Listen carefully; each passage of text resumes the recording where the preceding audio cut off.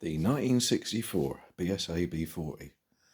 Now you'd imagine, because the Harley's been behaving itself since, ever since the reboard really. It hadn't been dragged in here for anything.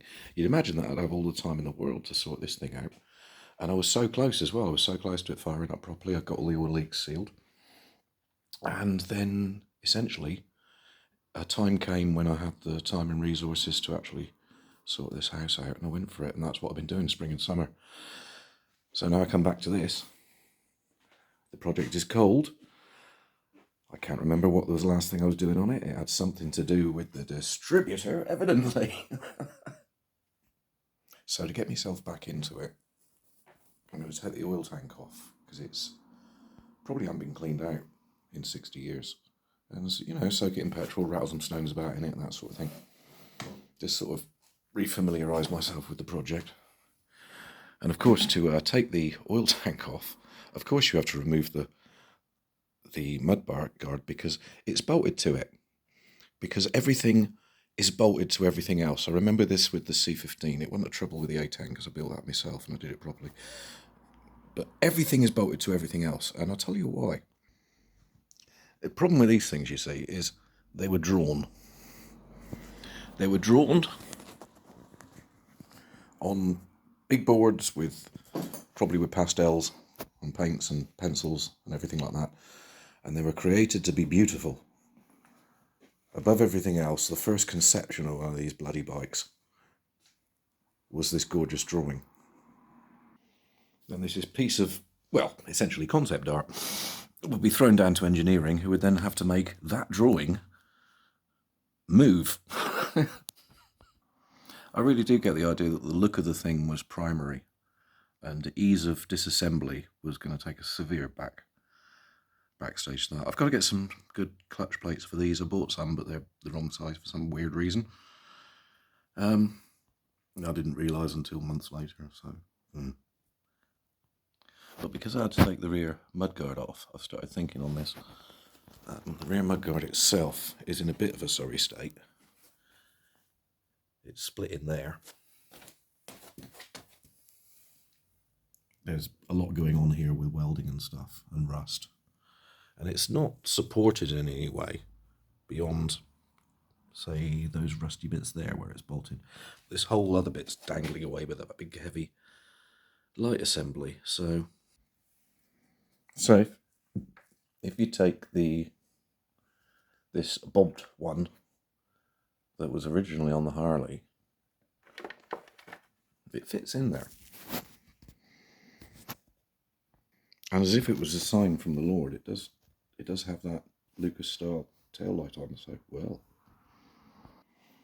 Thing is, it's already suffering from creeping customization. The front bit, which is actually quite nice, the headlight and speedo, almost certain speedo doesn't work. That's not standard. There would have been a cowl with the speedo built into it and the headlight built into it. So that was already missing. I took off the chain guard and the bit around the front of the battery box because it's just in the bloody way.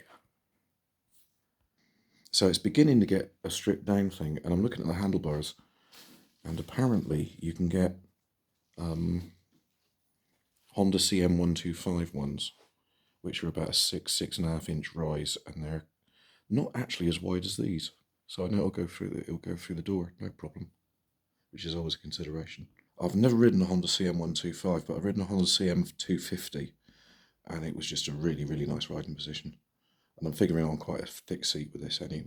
Even if I don't use the original seat, it'll still be quite a thick seat. So I think that should work.